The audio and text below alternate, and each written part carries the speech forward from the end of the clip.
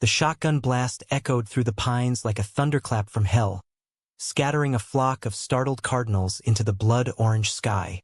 I stood there, heart pounding against my ribs, the acrid smoke curling from the barrel as Karen Hargrove, Queen Bee of the Willow Creek HOA, stumbled backward, her wicker picnic basket tumbling into the underbrush like a surrender flag. "You shot at me!" she shrieked, clutching her pearl necklace as if it could shield her from the truth. This wasn't her manicured suburb anymore. It was my land, wild and untamed, and she just trespassed into a war she never saw coming. Christopher Hale gripped the stock of his old Remington tighter than he should have, his knuckles whitening against the worn walnut. The air hung heavy with the scent of gunpowder and damp earth, the kind of autumn chill that seeped into your bones and made you question every choice that led you here. Willow Creek, Ohio, that postcard-perfect slice of Middle America with its cookie-cutter colonials and enforced lawn heights, wasn't supposed to feel like enemy territory. But there she was, Karen Hargrove, all bleached bob and Botox smooth outrage, flanked by her coven of busybody neighbors, their fold-out chairs and checkered blankets now looking absurdly out of place amid the ferns and fallen leaves. "You maniac!" Karen spat, her voice cracking like dry twigs underfoot. She was in her mid-50s, the self-appointed enforcer of every covenant from mailbox uniformity to holiday light limits. But today she'd overplayed her hand. "This is community property. We voted, unanimously I might add, to turn this eyesore into a proper picnic grove. Progress, Christopher, not your redneck wilderness fantasy." He lowered the gun slowly, barrel pointed skyward, but his green eyes, sharp as the hawk feathers he'd found as a kid scavenging these woods, never left hers. "Eyesore? This is Hale land, Karen. Been in my family since the railroad carved through in '52. And it's protected, federal wildlife sanctuary. You think your PDA petition trumps the EPA?" His voice was low, laced with that quiet Ohio drawl that could cut deeper than any shout. The truth was, he'd inherited this 10-acre parcel from his grandfather, a man who'd fought in Korea and come home to plant saplings instead of grudges. Grandpa Hale had deeded it to the state as a preserve for the endangered bobwhite quail, those plump little birds whose calls were the soundtrack of Christopher's childhood summers. But Karen didn't care about birds or legacies. To her, untamed green space was a threat to property values, a glitch in the HOA's glossy brochure of eternal suburbia. She'd shown up that morning with her posse, 3 women in athleisure and 1 hapless husband pushing a cooler on wheels, staking claim with plastic forks and a reserved for Willow Creek residents sign hammered crookedly into a birch trunk. Christopher had been out here since dawn, chainsaw in hand, clearing a fallen oak that had blocked the deer trail. He'd heard the chatter first, the laughter like hyenas circling a kill, and then the crunch of heels on his sacred ground. Now, as the echo of the warning shot faded, her friends murmured, phones already out, capturing the assault for the next board meeting. Christopher's stomach twisted, not from fear, but from the bone-deep weariness of defending what was his. At 32, he ran a small carpentry shop in town, crafting custom cabinets for folks who could afford his rates but never quite his worldview. Divorced twice, both times to women who mistook his silences for neglect. He'd long since stopped explaining the ache that solitude carved into him. This land was his anchor, the one place where he didn't have to perform. "Call the cops?" Karen hissed to her husband, a balding accountant named Gary who looked like he'd rather be golfing. "This is harassment. Assault with a deadly weapon." Christopher snorted, slinging the shotgun over his shoulder. "Warning shot, ma'am. Ask your lawyer about Ohio's stand-your-ground laws next time you send your spies to measure my fence posts." He turned, boots sinking into the mossy soil, but paused at the tree-lean. There, half hidden by a thicket of sumac, stood a man he didn't recognize. Tall, lean, with tousled auburn hair catching the light like fox fur, dressed in khakis and a faded National Park Service polo. He wasn't with Karen's crew. His arms were crossed, a faint smile tugging at his lips, as if the circus was the best entertainment he'd had all week. The stranger met Christopher's gaze, and for a split second, the world narrowed. No Karens, no covenants, just those hazel eyes holding a spark of something unspoken. Amusement, Solidarity? Christopher felt a flush creep up his neck, unbidden and unfamiliar, like the first sip of whiskey after a long dry spell. He shook it off, nodding curtly before vanishing into the woods. By noon, the HOA had escalated. Christopher's phone buzzed relentlessly in his truck cab as he drove back to his workshop on the edge of town. A squat brick building cluttered with sawdust and half-finished heirlooms. Emails from the board. Immediate cease and desist. Voicemails from Gary, sounding more resigned than furious. And then, a call from an unknown number. Mr. Hale? Anthony Rivera, U.S. Fish and Wildlife Service. Heard about your spirited defense this morning. The voice was warm, smooth, with a faint Midwestern lilt softened by something else. Maybe Chicago roots. Mind if I swing by? Got some paperwork that might help bury that picnic basket for good. Christopher leaned against his workbench, the phone pressed to his ear, staring at a half-carved oak panel that was meant to be a headboard. Swing by? You mean you're the Fed who was lurking like a deer in headlights? A chuckle, low and genuine. Lurking? I was observing. Part of the job. Those quail don't police themselves. Pause. And honestly, best show in town. Karen Hargrove versus the Wild. My money's on the Wild. Something in that laugh uncoiled a knot Christopher hadn't known was there. Workshops at 147 Elm. Doors open. He hung up, wiping his hands on his jeans, suddenly hyper-aware of the sawdust in his hair and the coffee stain on his sleeve. Anthony Rivera. Sounded like trouble, the good kind, maybe, or the kind that made a man question the walls he'd built around his heart. Anthony arrived 20 minutes later, pulling up in a government-issue Subaru plastered with endangered species stickers. He unfolded from the driver's seat like he belonged in these parts. Broad shoulders under that polo, faded jeans hugging legs that spoke of hikes and not just desk duty. Up close, he was mid-30s, with a jawline shadowed by stubble and eyes that crinkled when he smiled, which he did immediately upon spotting Christopher amid the wood shavings. Christopher Hale? Anthony. He extended a hand, calloused in a way that said field work, not cubicle. Their grip lingered a beat too long, rough palm to rough palm, and Christopher felt that flush again, deeper this time. Appreciate the backup, Christopher said, releasing first.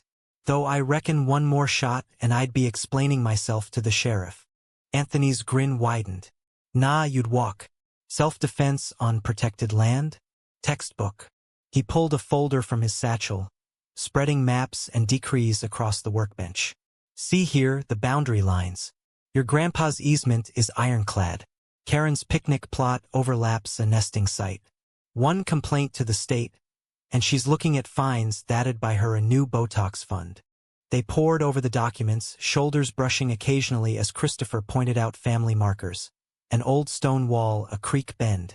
Anthony's presence filled the space, not intrusively, but like sunlight through canopy, warming without scorching. He asked questions, not the prying kind, but the ones that showed he saw Christopher, not just the landowner.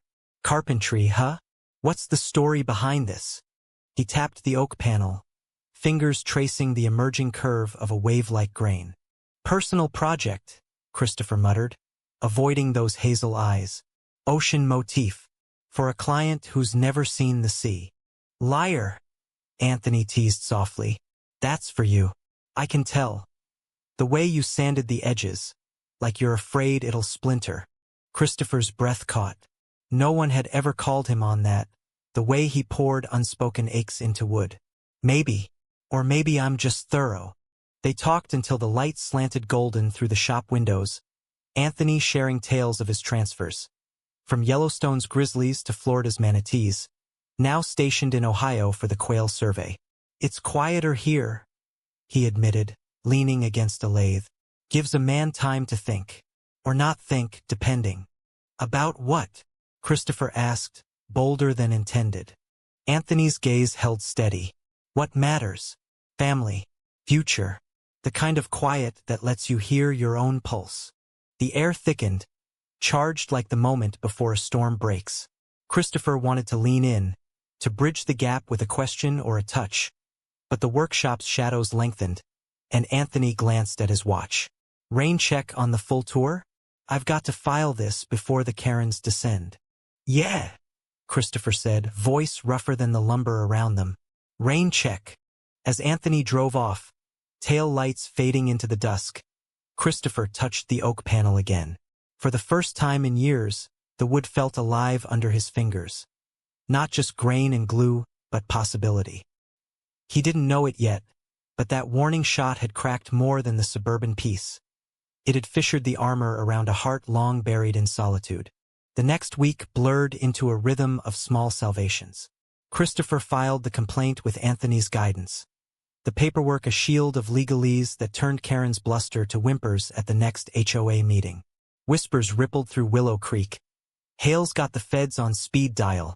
Neighbors who'd once nodded coolly now waved tentatively, as if his victory humanized him.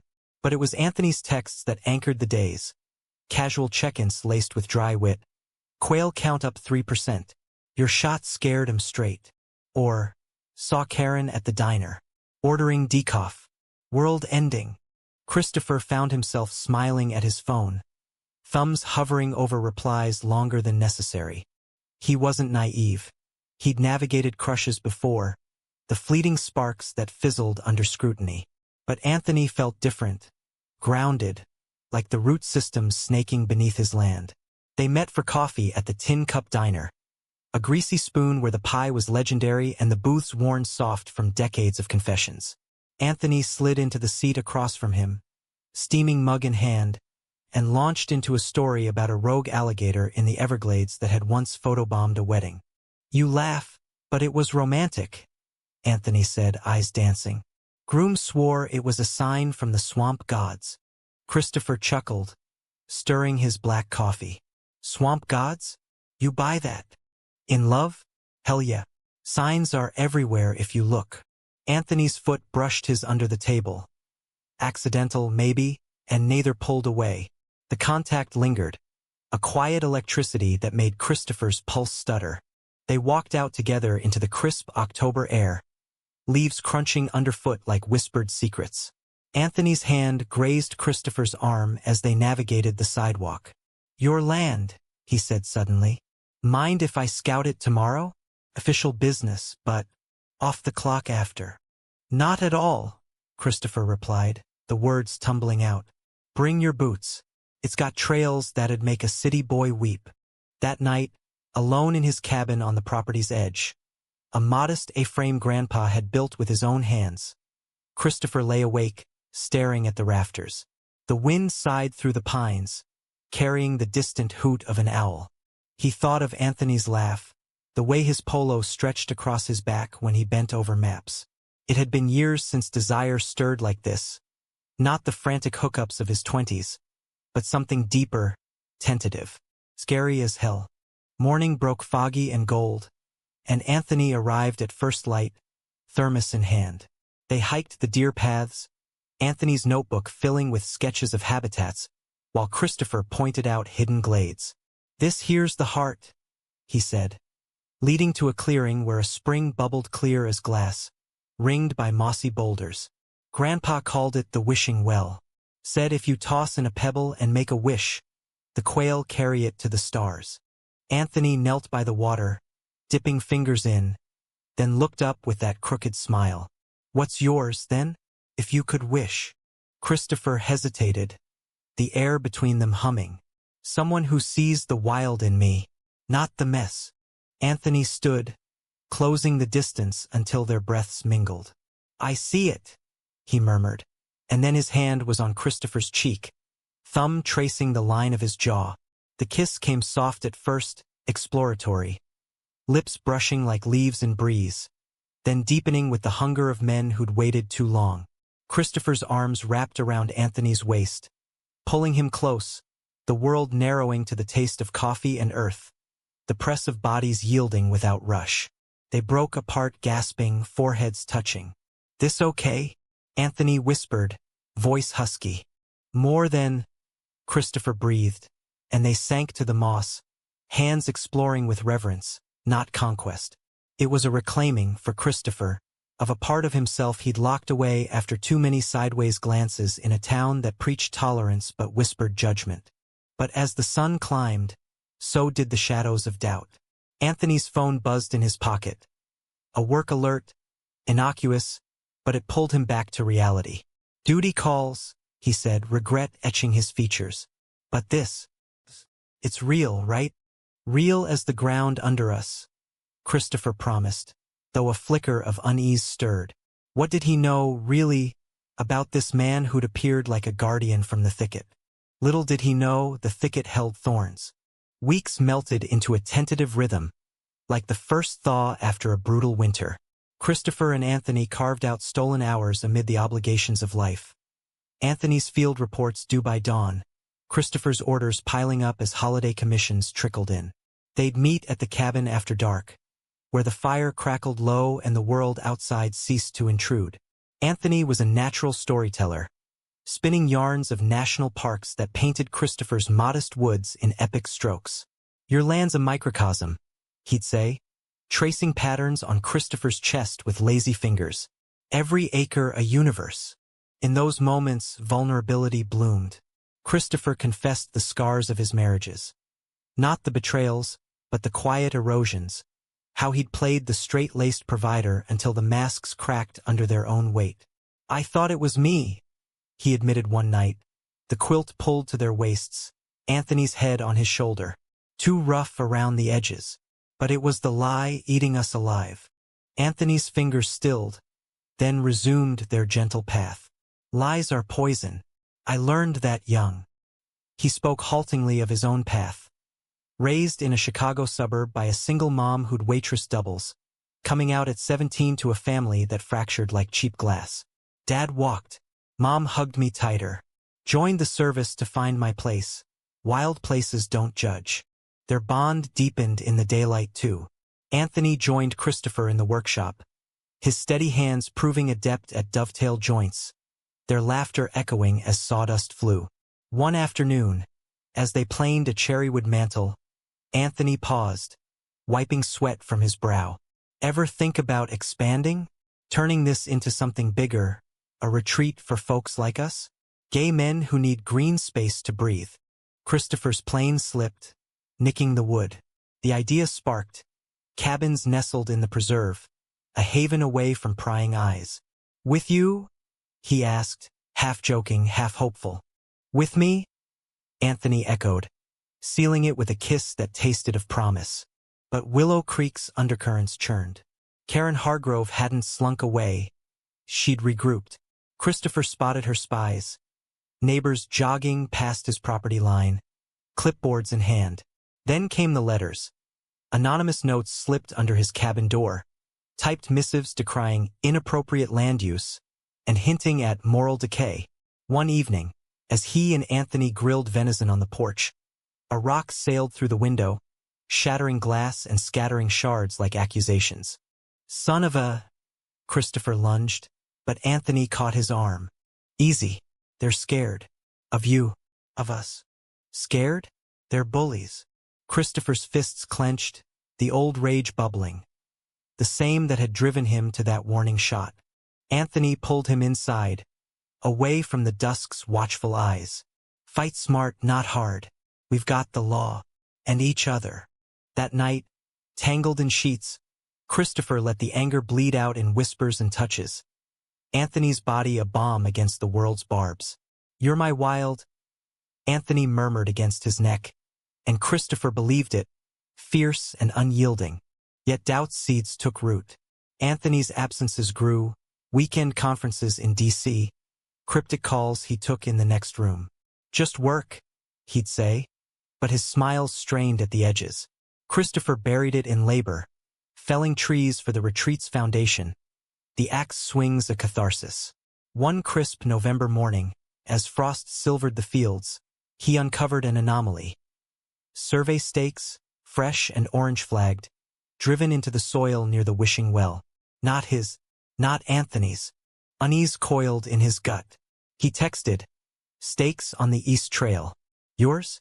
The reply came swift. "No. Checking now." Anthony arrived an hour later, face thunderous.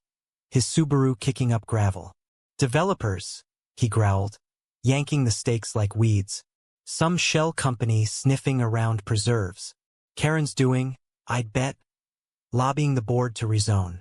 Christopher's blood iced. Rezone? That's federal land. Not if they carve loopholes. Anthony paced, phone to ear, barking questions at a colleague. When he hung up, his eyes met Christopher's. Fierce, protective. I'll stop it. Promise. They did, together, petitions, town hall testimonies.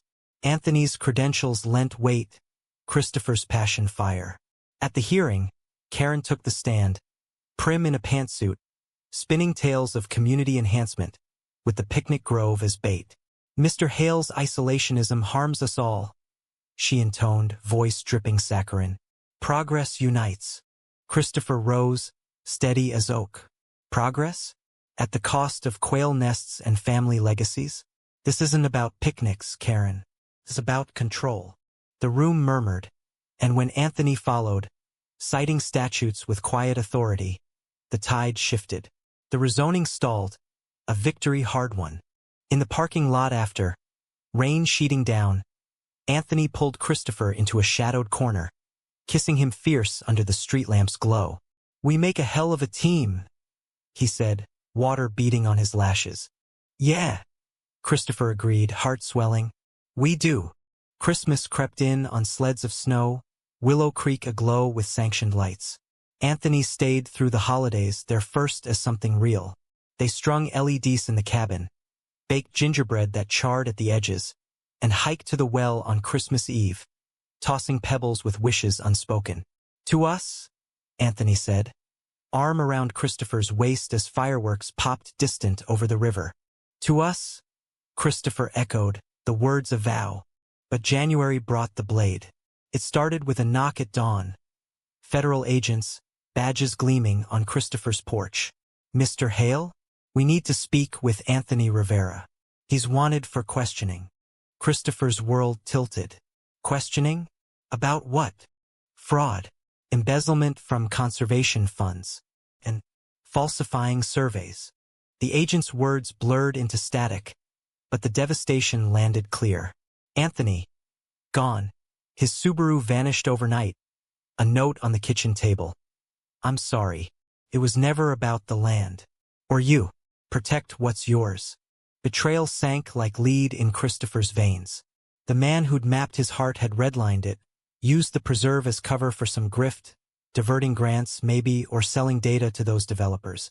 The feds pieced it aloud. Anthony transferred for irregularities before Ohio, charming his way into trusts, then bleeding them dry. Christopher sat amid the wreckage. Shards of that rock-thrown window still taped over, the oak headboard half-finished, and wept, not for the loss of land, but the man who'd made it feel like home. Willow Creek whispered, judgments flying like snowflakes. Knew he was too smooth. Queer agenda, probably. Karen's next missive arrived by certified mail. With Mr. Rivera's disgrace, the board reconsiders rezoning. Your cooperation would be neighborly. He burned it in the hearth, flames devouring the lies. Spring unfurled slow, a reluctant mercy. Christopher threw himself into the workshop, orders flowing as word spread of his resilience. Neighbors trickled in, not for cabinets, but coffee, halting apologies wrapped in curiosity. Even Gary Hargrove stopped by, mumbling about misunderstandings, but the land called louder. He walked it daily, shotgun traded for a camera, documenting the quail's resurgence. One evening, as orioles flitted gold through the canopy, his phone rang. Unknown, D.C. area. Christopher? It's Elena, Anthony's sister. He asked me to call. The voice cracked, and Christopher's grip tightened. What does he want? Forgiveness. Explanation. Pause, heavy with tears. It wasn't embezzlement. Debts from Mom's medical bills piling up after he came out. He faked reports to inflate grants, thinking he could pay back. Developers? A setup to expose the rezoning scam. But it spiraled. He ran to protect you from the fallout. Christopher's throat burned. Protect me? By lying? He loves you. Still does. Wrote this. A photo pinged. Pages, scrawled in Anthony's hand. I saw the wild in you because it's in me too. Fierce. Unbroken. I broke us to save you the pieces. Forgive the thief. Remember the man who wished by your well. Tears blurred the screen. Love? After the knife twist? Yet the words echoed true. The ache familiar. I'm testifying next week, Elena said. Full disclosure. He's facing time, but he wants you there, if you can. Christopher stared into the woods, where the spring gurgled eternal. Forgiveness wasn't erasure. It was grafting new growth over wounds. Tell him I'll think on it. Nights blurred into decisions. He finished the headboard, waves crashing in wood, and drove it to a shelter for LGBTQ youth. Anonymous, a quiet offering. The land healed too. Quail chicks cheeping in the underbrush, a sign the wild endured. The drive to D.C. stretched like a confession, Ohio's flatlands giving way to Pennsylvania's rolls. Then the sprawl of interstates choked with semis and sedans. Christopher's truck hummed steady, but his mind roiled. Anthony's note folded in his pocket, edges worn from rereads. Forgiveness? The word tasted like ash, mingled with the ghost of kisses by firelight. He'd told no one of the trip, not even his one-time confidant, Mia from the diner, who'd taken to slipping him extra pie with sympathetic glances. Willow Creek had moved on, the rezoning vote looming like a storm cloud, Karen's latest gambit a petition drive disguised as eco-friendly enhancements. But Christopher's compass pointed east, toward reckoning. The courthouse loomed gray and implacable, a fortress of marble steps and echoing halls. Elena met him in the lobby, 40s, sharp-featured like her brother, her hug fierce and unasked. He looks like hell, she warned, leading him to the gallery.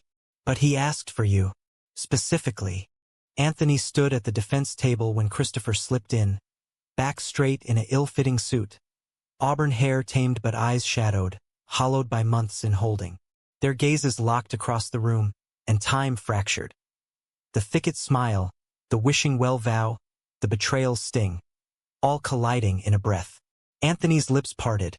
A silent thank you or sorry, Christopher couldn't tell. The proceedings unfolded clinical. Prosecutors painting Anthony as a serial fraudster, grants siphoned from habitats across states. A betrayal of public trust. The lead counsel intoned, flashing spreadsheets of diverted funds. Anthony's lawyer countered measured. Debts mounting post coming out. A mother's chemo unpaid. The loans intended as bridges, not thefts. Mr. Rivera served with honor, she argued. His methods were desperate, not depraved. Then Anthony took the stand, voice steady as he owned it all. The falsified surveys, the developer feint to thwart Karen's allies, a detail that drew a gasp from Christopher. Protection, even in deceit. I never meant to hurt the land, he said, eyes flicking to the gallery. Or the man who guards it. The judge adjourned for recess, and bailiffs escorted Anthony past, their eyes meeting inches apart. You came, Anthony whispered, chain rattling softly. Someone had to see it through, Christopher replied, voice low. For the quail. A ghost of a smile. Always the wild. Elena pulled him aside after, into a side corridor smelling of stale coffee. He's pleading out restitution, probation if he's lucky. Community service in preserves. She searched his face. You gonna stick around? Christopher exhaled, the weight of the note pressing. I don't know. Trust's like felled timber. Takes time to mill true again. She nodded, understanding in her eyes. He'd wait. For you? Forever. The flight home, Christopher's first, a concession to speed, was a blur of clouds and regrets. Back in Willow Creek, spring's riot had claimed the land. Dogwoods blooming pink, the creek swollen with melt. He walked the trails, camera forgotten, letting the Bob White's calls wash over him. Anthony's words echoed. Remember the man who wished. The HOA vote loomed that Friday. Town hall packed with folding chairs and folded arms. Karen presided, her bob impeccable, unveiling blueprints for a sustainable pavilion. Code for condos encroaching the boundary. We've compromised, she cooed. Eco features for all. Christopher stood at the back, arms crossed, until his name rippled through murmurs. He moved forward not to the podium but to the map projected large. This line, he said, tracing the well's curve with a steady finger, isn't negotiable. It's sanctuary. And I've got reinforcements. Gasps followed as Anthony entered, on bail, khakis crisp, a folder of his own underarm. U.S. Fish and Wildlife, he announced, voice carrying clear. New surveys confirm. Expansion risks habitat loss. Fines start at $50K. Escalating. Karen blanched. You're disgraced. What authority? Probation includes oversight. Anthony cut in, eyes on Christopher alone. Voluntary. To make amends. The room erupted, protests, applause, Gary's sigh audible. The vote collapsed, Karen's empire cracking under the weight of facts. As the crowd dispersed, Anthony approached, tentative. Surprise testimony. Hope it's okay. Christopher's heart hammered.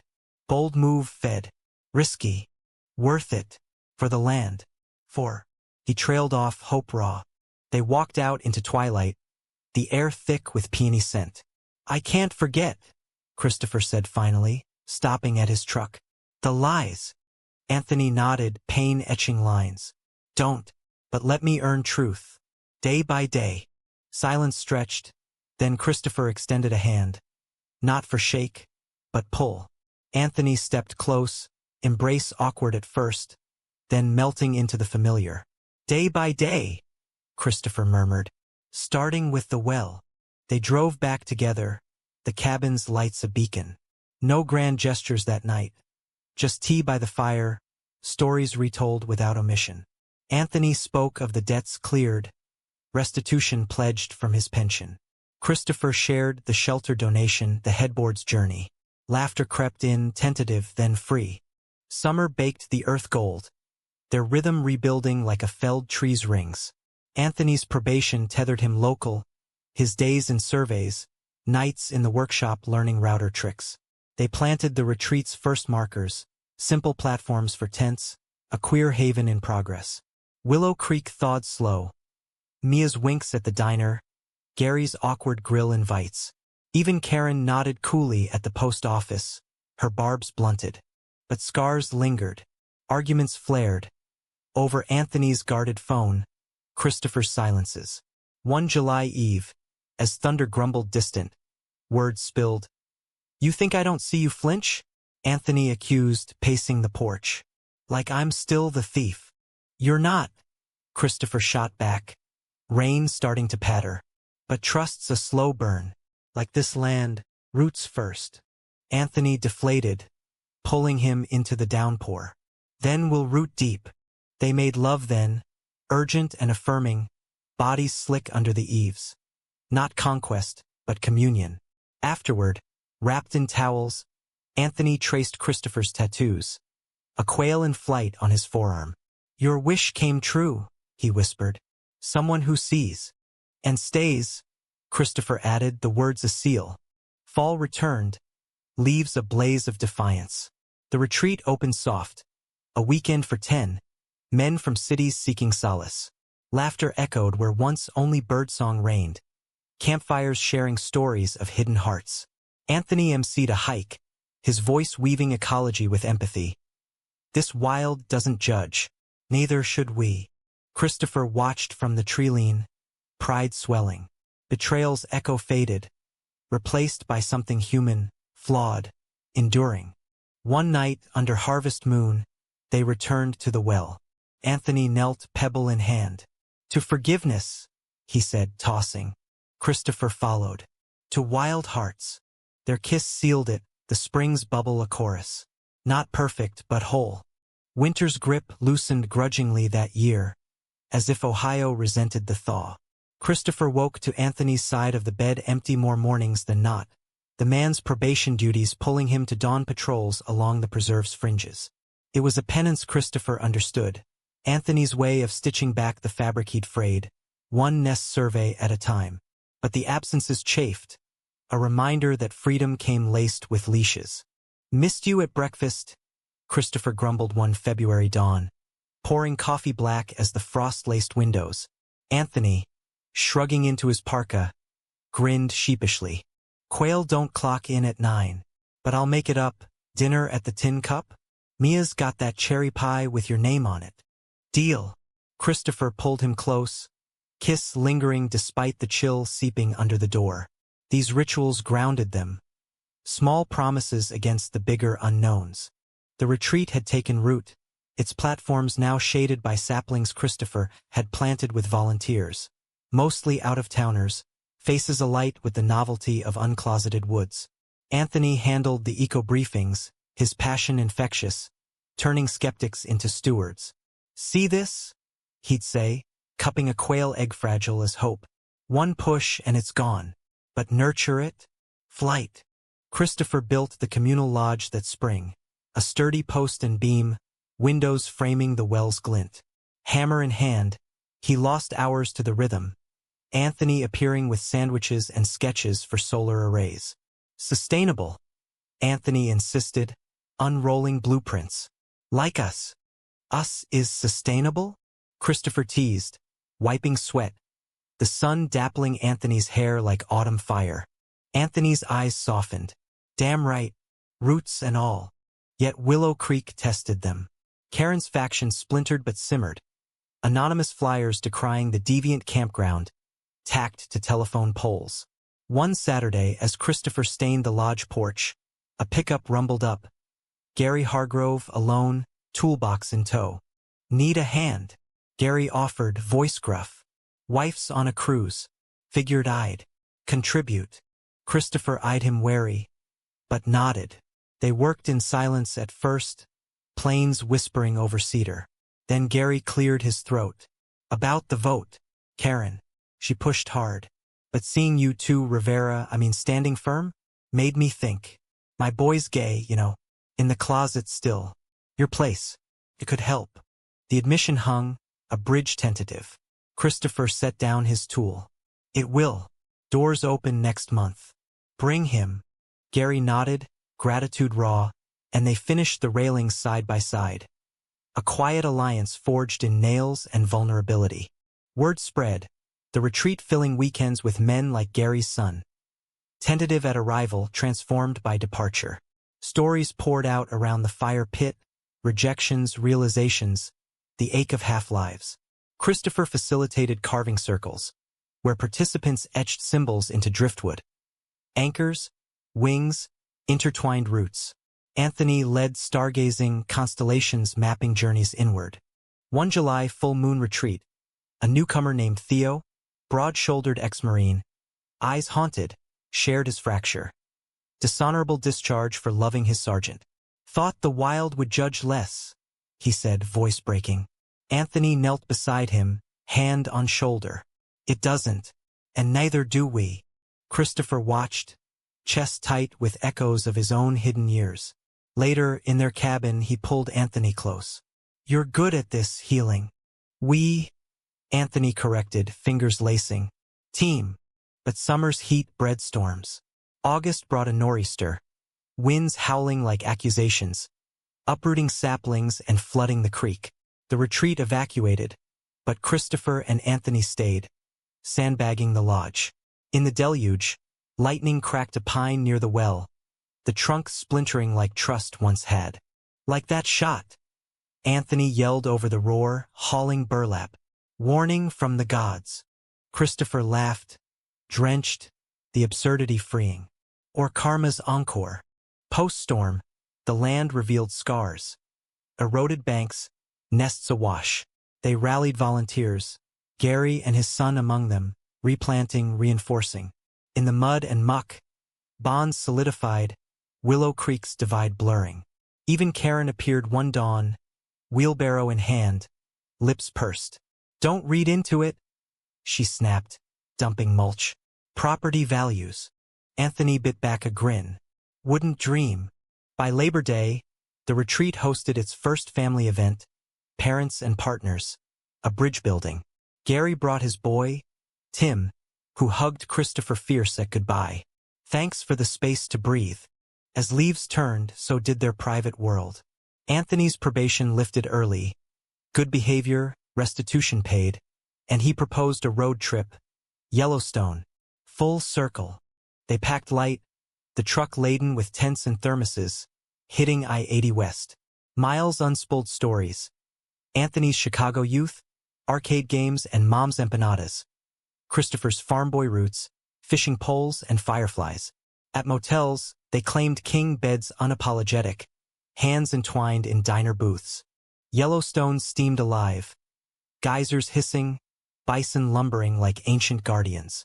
They hiked to a thermal pool, steam veiling the world, and Anthony dropped to one knee, not with ring, but a quail feather pendant, carved by Christopher's hand.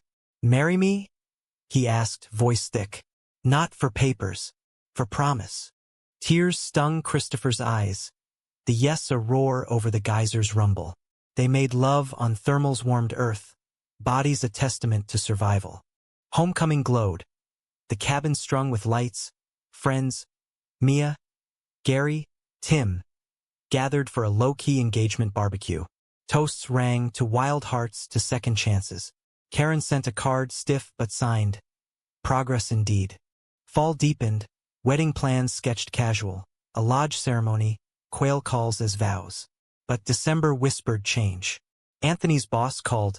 A promotion, DC desk, overseeing national grants. Prestige, Anthony said that night, fire crackling. But it means leaving the field. Leaving here. Christopher's fork paused mid-bite. And us? Long distance? Or, you come? Workshop could thrive anywhere. The offer hung a fork in the trail. Christopher walked the land next day, wells bubble a murmur. Root here, or graft new? The retreat needed him, Willow Creek shifting but fragile. Yet Anthony's eyes pleaded partnership. I need time, he told Anthony, kiss apologetic. This place, it's me. Anthony nodded, pain veiled. Take it. I'll wait. Tension simmered. Silences growing. Anthony threw into work, surveys frantic. Christopher into builds, lodge expansions frantic. Arguments brewed. You're choosing dirt over us. Anthony snapped one eve. It's legacy. Christopher fired back. Yours too now. The fracture widened, betrayal's ghost lurking. New Year's Eve, snow blanketing the preserve. Christopher found Anthony by the well, pebble in hand. Wished for clarity, Anthony said, voice small. Christopher joined him. Me too. He pulled a box from his coat, rings, simple oak bands. Marry me here. Build here. DC can wait. Anthony's laugh broke, joyful, tear-streaked. Yes, God, yes. They toasted with thermos whiskey, snowflakes catching in lashes, the wild witnessing. Spring 2026 bloomed defiant. Dogwoods defiant against late frosts, mirroring the tentative peace Christopher and Anthony had forged. The wedding loomed. May under lodge eaves. 100 RSVPs from retreat alumni and newfound allies. Christopher's hands, usually steady with chisel, trembled inking invites. The weight of forever both ballast and burden. You're overthinking? Anthony teased, sealing envelopes at the kitchen table, his hazel eyes crinkling. It's us. Vows over cake. Christopher grunted, but smiled. Says the man who color-coded the seating chart.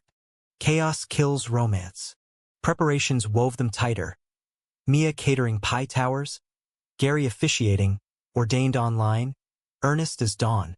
Tim designed logos, interlocked roots, quail wings. Even Karen contributed, anonymously. Bolts of fabric for banners, delivered to the post office with a note. Neutral colors only. Willow Creek buzzed. The town hall's next meeting a referendum on acceptance.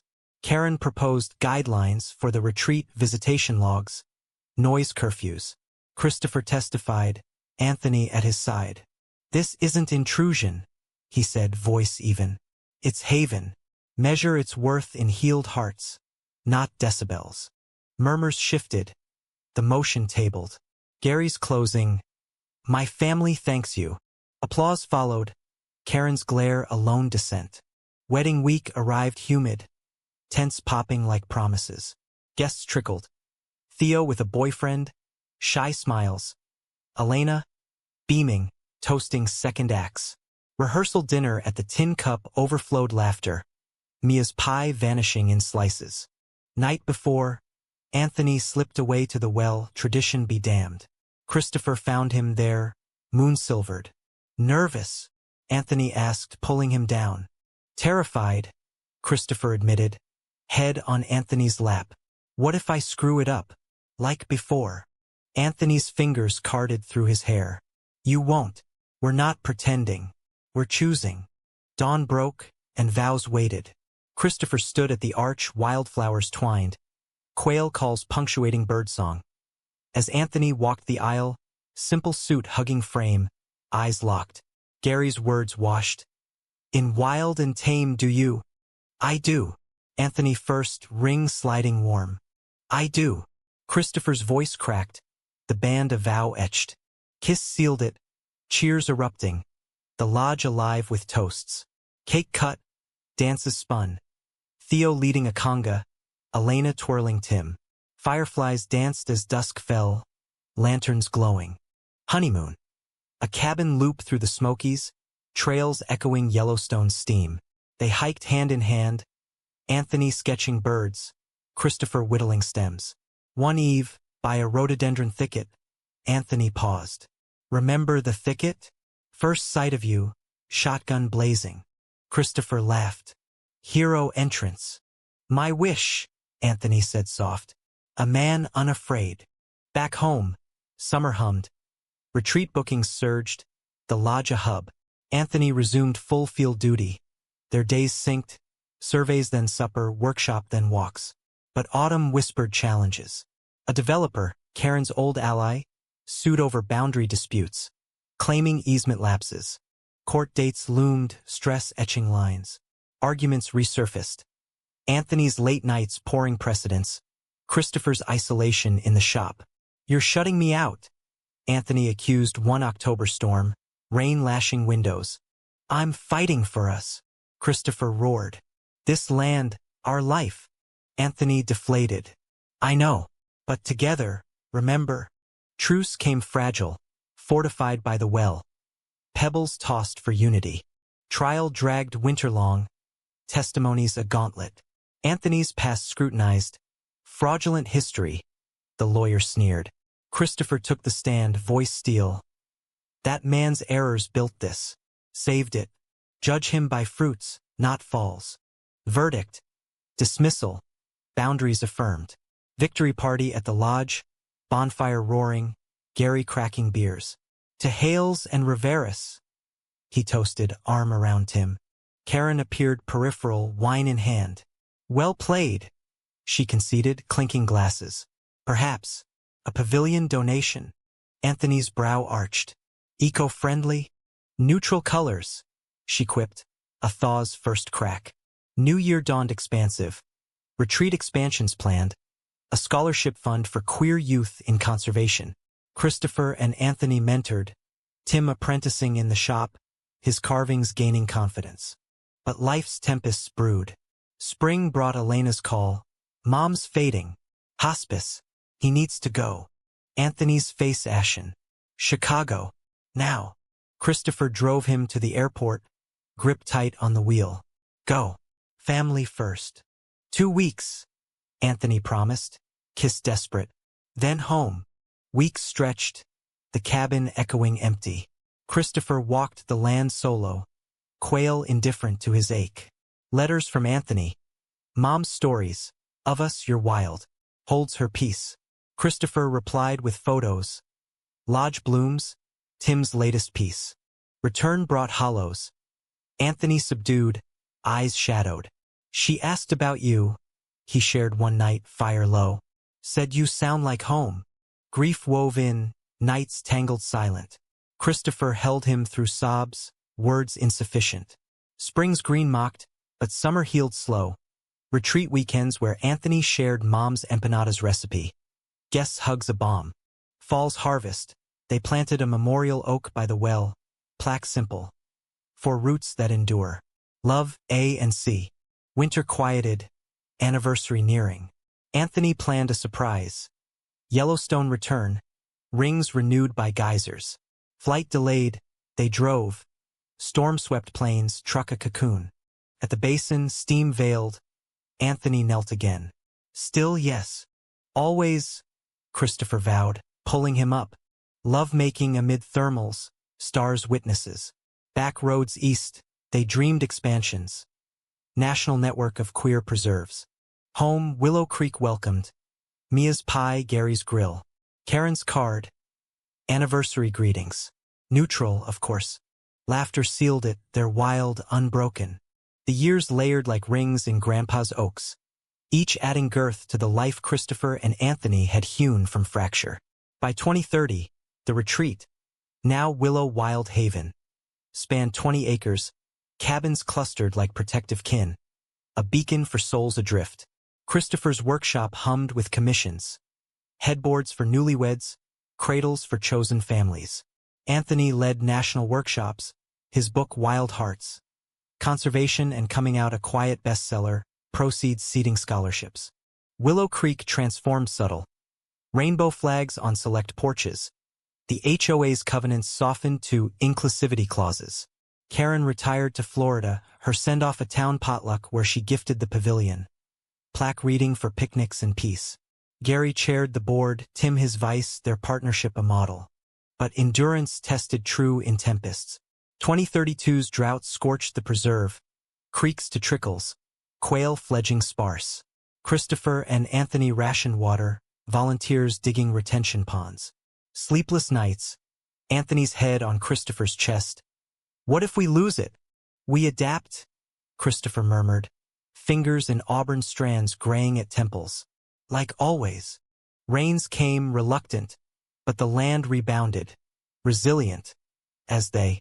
Personal storms too. Anthony's knee, arthritic from years afield, sidelining hikes. Christopher built adaptive trails, ramps seamless. Your legs, my arms, he joked, wheeling Anthony to overlooks. Anthony's retort, your heart, my map. Anniversaries marked milestones. Yellowstone treks swapped for porch swings, vows whispered over whiskey. The well remained ritual, pebbles for gratitude, wishes for kin. Theo married at the lodge, his marine bow beaming. Tim came out publicly, Haven his anchor. Elena visited yearly, her kids romping trails, calling Christopher Uncle Chris. A scare in 35. Christopher's chest tightened mid-build, hammer dropping. Ambulance wail, Anthony's face ashen in the ER. Angina, Doc said. Stress. Slow down. Anthony nursed him fierce. Soups, saunas, sunset walks. You're my wild, he echoed old words. Can't lose the heart. Recovery wove humility. Christopher delegated shop tasks to Tim, Anthony to deputies. They traveled light, national parks by RV, hands clasped over maps. Legacy bloomed. A foundation, Hail Rivera grants, funding queer ecologists. Their story, anonymized, inspired op-eds. From betrayal to sanctuary. Love's wild path. Old age crept gentle. 60s silvered, joints creaky, but touches tender. One autumn, leaves aflame. Anthony faltered on the trail. Heart, sudden. Christopher called help, held him as sirens wailed. Hospital sterile, Anthony weak but wry. Not yet. Got wishes left. He rallied, stent placed, but the scare lingered. Home, they simplified. Cabin downsized, Haven entrusted to Tim and Theo. Winter 42. Snow blanketing deep. Anthony grew frail, breaths shallow. Christopher read to him. Anthony's book, their letters, fire crackling low. Remember the shot? Anthony whispered one eve, hand in Christopher's. Karen's picnic. Christopher smiled, tears tracing. Best chaos. Anthony's laugh faded soft. Our wild. Forever. He slipped quiet next dawn. By the window overlooking pines. Christopher's arms his harbor. Grief hollowed, but the land filled. Quail calls, Haven's laughter. Christopher walked daily, pebble at the well, to enduring love. He lived on workshop mentoring, grant stewarding, until 80 found him porch sitting, grandson Elena's boy, adopted in spirit at knee. Grandpa Chris, the boy asked, what's the wild? Christopher gazed to the thicket. Hearts that claim their ground, and love that guards it. Sunset gilding, he felt Anthony's echo. Hazel eyes in the leaves, promise unbroken. The preserve thrived, a testament. Wild, humanistic, American as the heart it healed.